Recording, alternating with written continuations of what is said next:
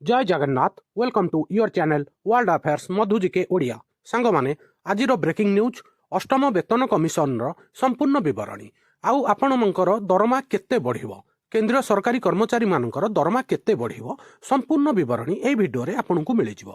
जदि वर्तमान आपण केंद्र सरकारी अधीन रे कार्य करूछंती ताहले आपनकर दरमा केते बढ़िबो आगामी समय रे जदि जॉइनिंग करबा को जाउछंती ताहले वर्धित दरमा केते पाइबी पूरा विवरणी ए वीडियो रे आपनकु मिलिबो। केंद्र सरकारी कर्मचारींकर दरमा एवं पेंशन भोगींकर भत्ता संशोधन पई आयोग गठन करा जाई अछि। ठीक अछि संग माने very important information. The Union government approved the establishment of 8th Pay Commission here on Thursday, January 16, 2025, accepting demand of Central Trade Unions and Employees Organization. केंद्र ट्रेड यूनियन एवं कर्मचारी संगठनकर दाबी को ग्रहण करी गुरुवार 16 जनवरी 2025 रे अष्टम वेतन आयोग गठन करिया पई केंद्र सरकार अनुमोदन करिसंती। नूतन वेतन आयोगर फलाफल केंद्र सरकारंकर प्राय 50 लाख कर्मचारी 65 लाख पेंशन भोगी को उपकृत करिवो। सांग माने वर्तमान भारत सरकारंक अधीन रे 50 लाख सरकारी कर्मचारी कार्यरत अछंती एवं 65 लाख पेंशन भोगी कार्यरत अछंती। आउ एई अष्टम पे कमिशन समस्त को उपकृत करिवो।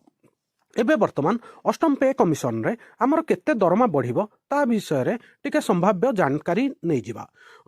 वेतनर संभाव्य 20 रु 35% वृद्धि स्तर 1 रो वेतन 34,560 टंका एवं स्तर 18 रो वेतन 4.8 लाख को वृद्धि पाइबार संभावना अधिक। सांग माने जो लेवल 1 स्तर 1 माने जो ग्रुप डी एमटीएस एवं लेवल 18 माने गैजेटेड अफसर तांको दरमा केते बढ़िबो। लेवल 1 ग्रुप डी रो मिनिमम सैलरी जहाँ वर्तमान 18,000 अछि ताहा 34,560 टंका हबार संभावना अधिक अछि एवं एई 8th पे कमिशन रे मिनिमम पेंशन 17,280 टंका हबार संभावना अधिक अछि। आउ एइथिरे फिटमेंट फैक्टर 1.92 रहिबार संभावना अछि। रिपोर्ट अनुसार अष्टम पे कमिशन रे पे मैट्रिक्स रो 1.92 रो एक फिटमेंट फैक्टर को नै प्रस्तुत हबार संभावना अधिक।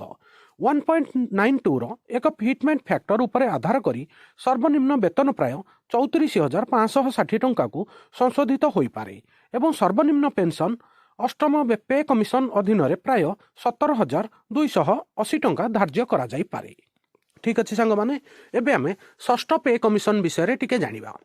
संग माने षष्ठ पे कमिशन 2006 रो जुलाई मासरे गठन करा जाइथिला एवं एहार सुपारिश 2008 रे अनुमोदित हेइथिला। आउ 6 पे टाइम रे हमरो जो ग्रेड पे सिस्टम लागू हेइथिला 1800 grade pay 1900 grade pay 2200 grade pay ए सिस्टम लागू हेइथिला। आउ एई 6 पे रे minimum basic salary 7,000 fitment factor initially recommend by 1.74 but increased by 1.86 by the government. संग माने जो ए 6th पे कमिशन रे फिटमेंट फैक्टर कमिशन 1.74% रिकमेंड करिथिला किंतु सरकार ताकू बढ़ाई कि 1.86% लागू करिथिले। आउ एइथिरे प्राय समस्त सरकारी चाकरियांकर दरमा भल बढ़िथिला। एबे हमें 7th पे कमिशन विषय जानिमा। Minimum basic salary 18,000 fitment factor 2.57।